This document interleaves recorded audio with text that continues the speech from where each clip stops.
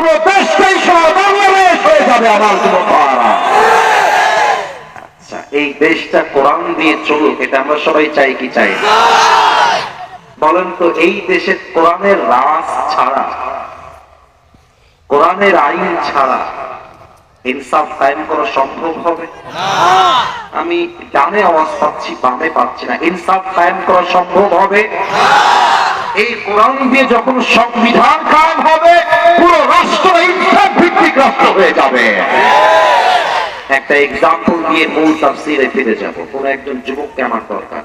এই যে সবুজ চাদরওয়ালা ভাই, দাঁড়ান তো আপনি। মোবাইল আছে হাতে, ধমক দিব না, ধমক দিব না, দাঁড়ান। আমার ভাইকে দেখা যায়? ও আপনার যান যুবক ভাইরা কথা কম দেখা যায়? নাম কি তোমার? আকাশ। আকাশ বাতাস, আকাশ ভাই। তোমার বাসা কি এখানে? কোথায়? আড়িয়া।